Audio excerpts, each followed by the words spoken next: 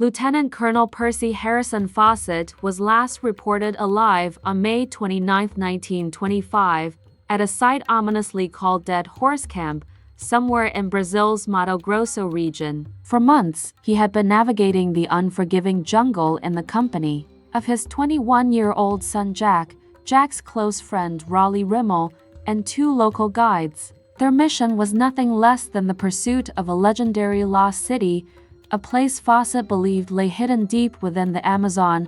The journey had already tested their endurance to the limits. They crossed stretches of dry forest, endured dangerous ravines, and battled hunger and illness along the way. As they pressed forward, they entered lands belonging to indigenous groups such as the Xavante, people well known for fiercely defending their territories from intruders, especially after centuries of violence and exploitation brought by colonial outsiders. In fact, no European was known to have ventured so deep into these regions and lived to tell the tale.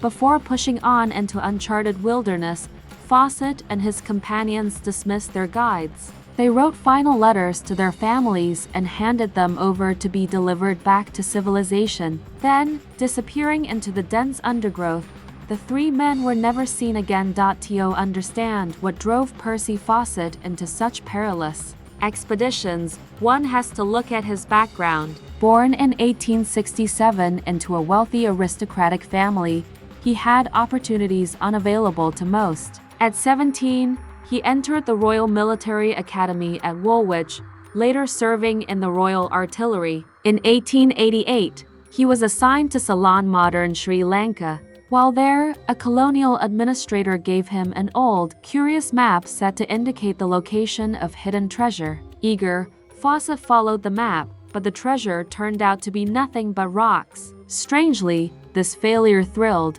him. He realized he had found his true calling in exploration. By 1901, he had joined the Royal Geographical Society, devoting his life to the mysteries of the unknown.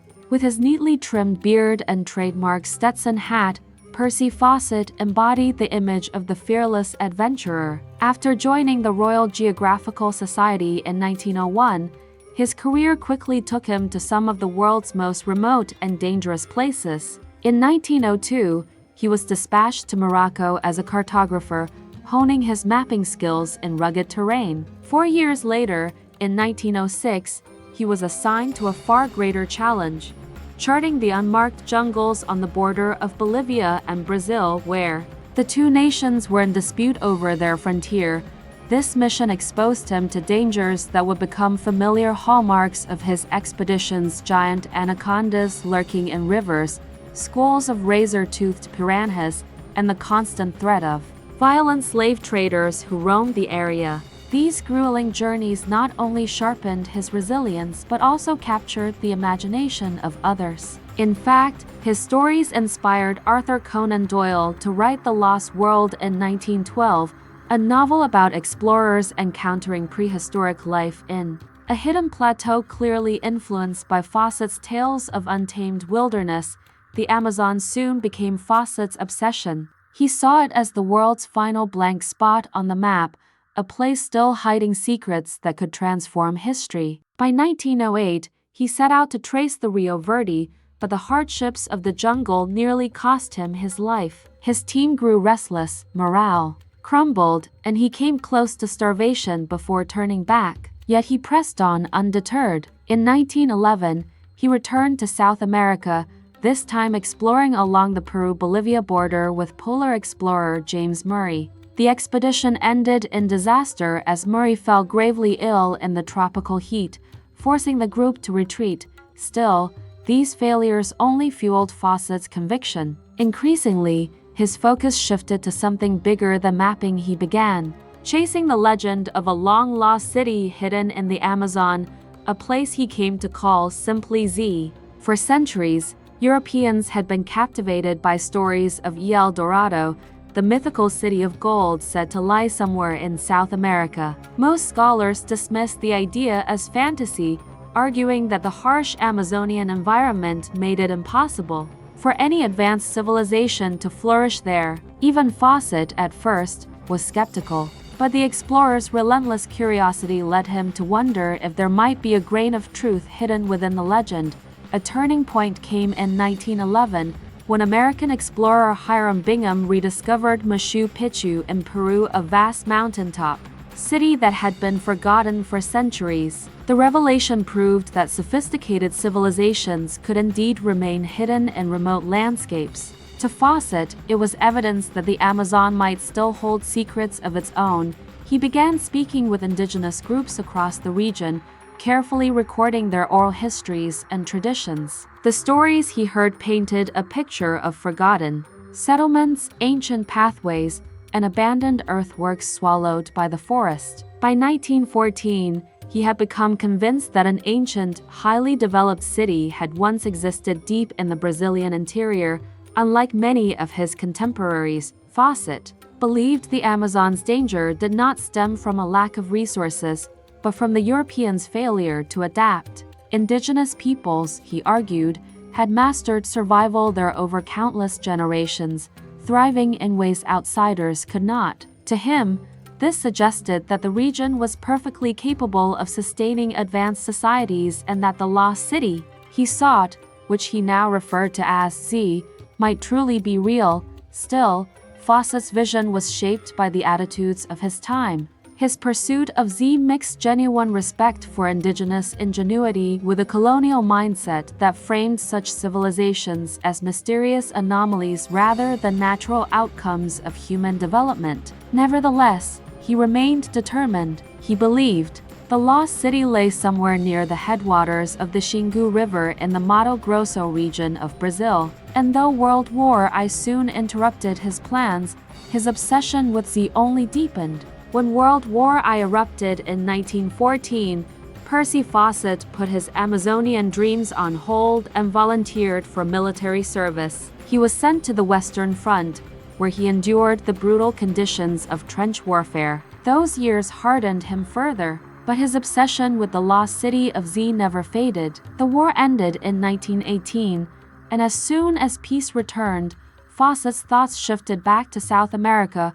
While researching in the National Library of Brazil, Fawcett uncovered a document that seemed to confirm his theories. Written in 1753 by a Portuguese slaver, the manuscript described a ruined metropolis deep in the jungle, complete with towering stone structures and wide avenues. For Fawcett, this was electrifying. If the account were true, it meant that a sophisticated city had indeed existed in the Amazon centuries earlier. This discovery rekindled his determination like never before. In 1920, he mounted his first official expedition to search for Z. The journey, however, was plagued by hardship. Supplies dwindled, illness struck, and the group failed to find any trace of the lost city. Defeated, they returned, but Fawcett's conviction remained unshaken. He firmly believed that he had simply taken the wrong path. By 1924, he was preparing again,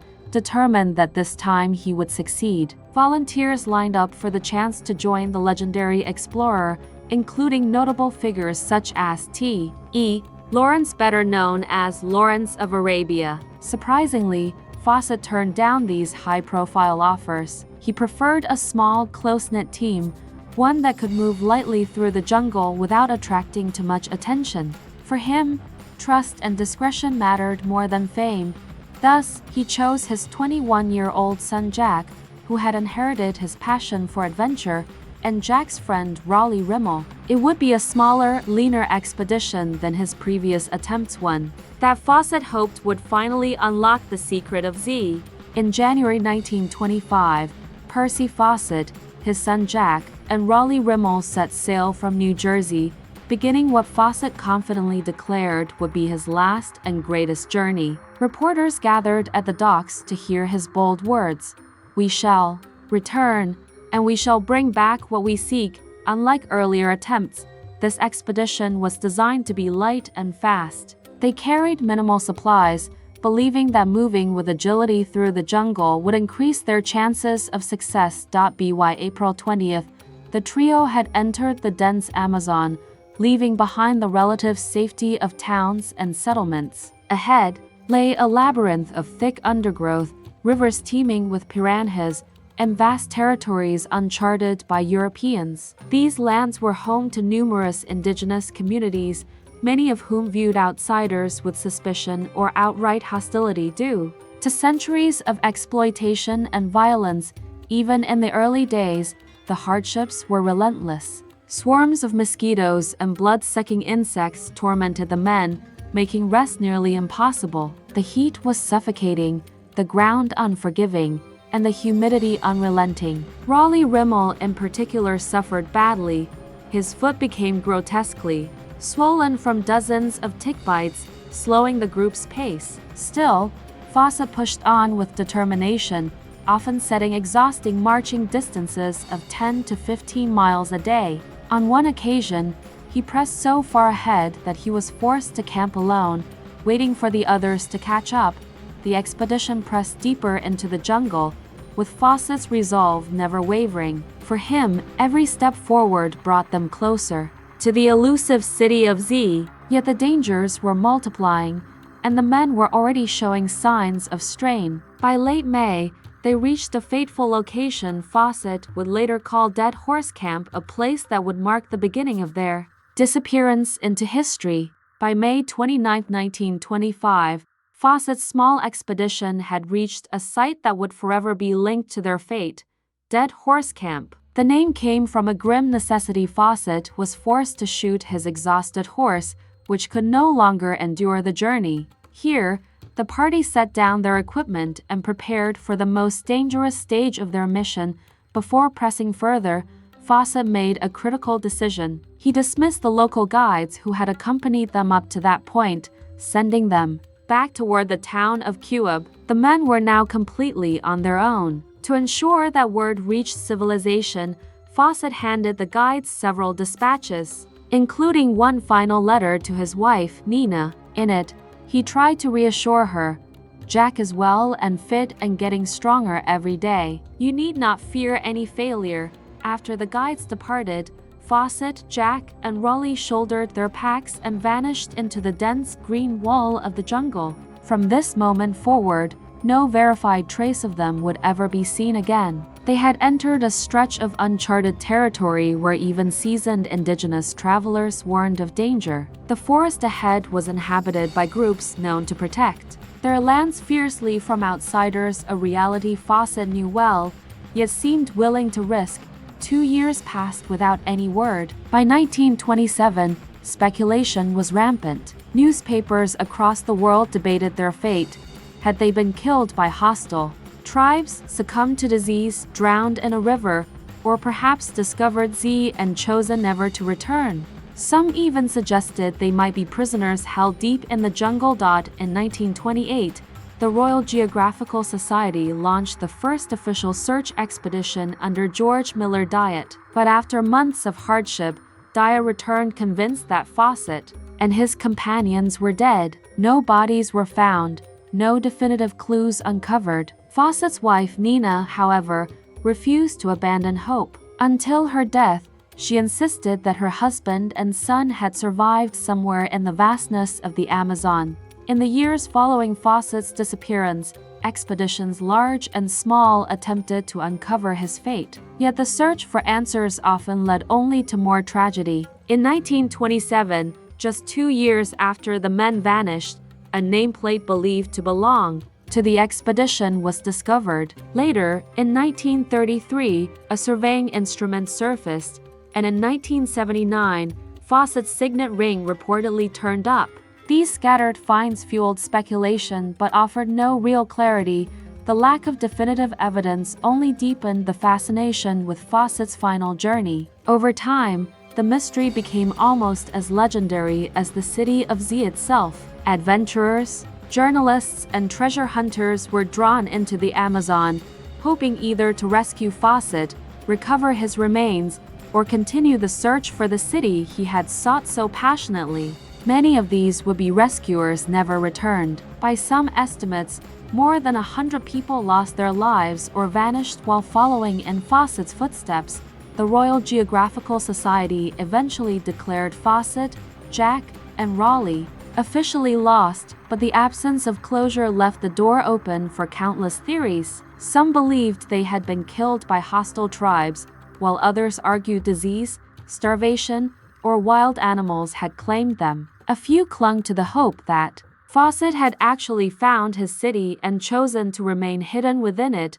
For Nina Fawcett, hope endured until the very end of her life. She never accepted the declaration of loss, believing instead that Percy and Jack were still alive somewhere deep in the jungle. Her unwavering faith added a personal dimension to the public mystery, transforming the story of Percy Fawcett from a mere tale of exploration into a saga of obsession, loyalty, and unanswered questions. As the decades passed, the mystery of Percy Fawcett's disappearance only grew. Numerous theories emerged, ranging from natural causes to violent encounters. Some suggested the men fell victim to malaria, starvation, or deadly parasites. Others believed they may have drowned in one of the countless rivers or been killed by jaguars lurking in the dense undergrowth. Yet the most persistent theory was that they were attacked by indigenous warriors after trespassing into fiercely protected territory.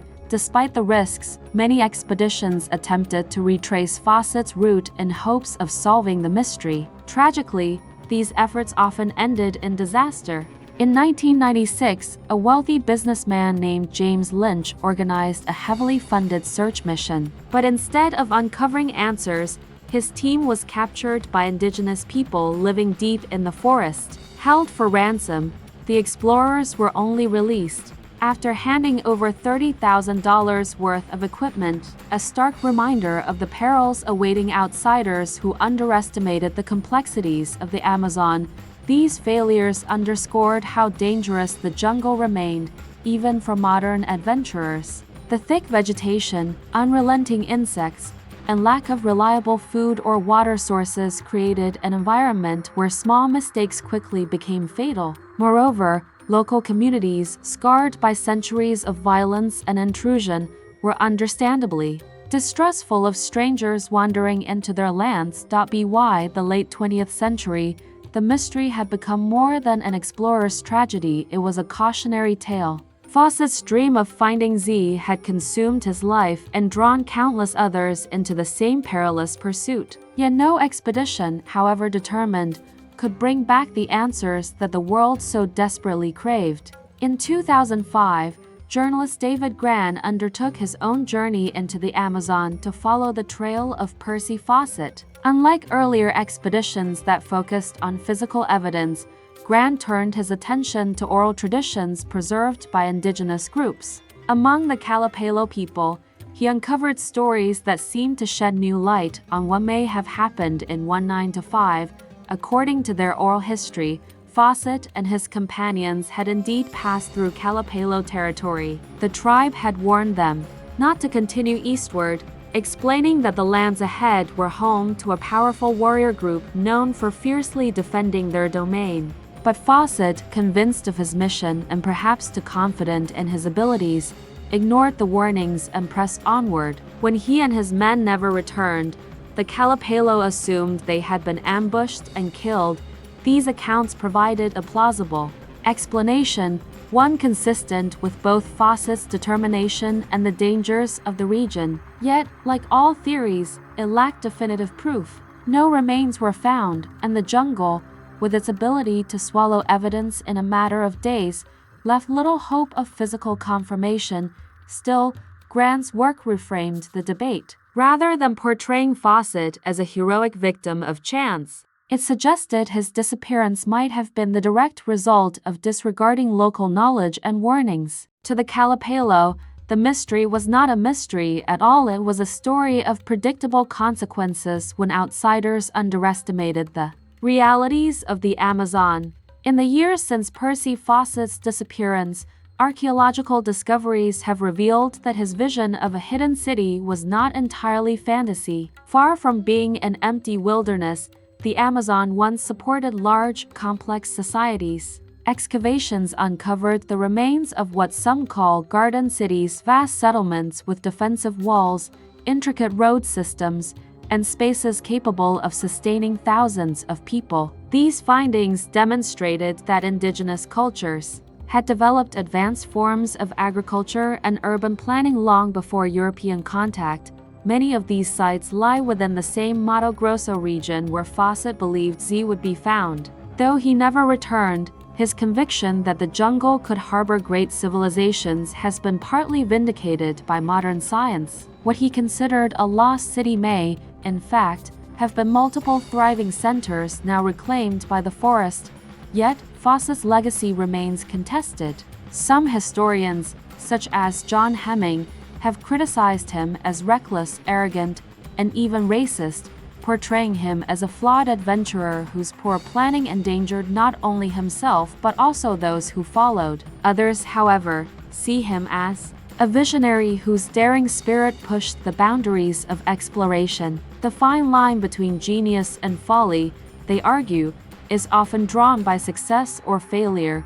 His story has continued to capture the imagination of new generations. Countless explorers perished trying to uncover his fate, and in 2016, his obsession was immortalized in the film The Lost City of Z. For many, Fawcett embodies both the romance and the danger of exploration, the belief that hidden worlds still exist, and the sobering truth that pursuing them can demand the ultimate price. In the end, Percy Fawcett never returned from the Amazon. Whether killed, lost to disease, or claimed by the forest itself, his fate remains one of the greatest unsolved mysteries in the history of exploration. But his dream that vast and forgotten civilizations once thrived in the heart of the jungle no longer seems like fantasy. What about you? What do you think happened to Lieutenant Percy Fawcett? I'll be reading your thoughts in the comments. Thank you for joining us today, and if you found this story compelling, subscribing helps me continue to share chilling real-life mysteries. See you next time.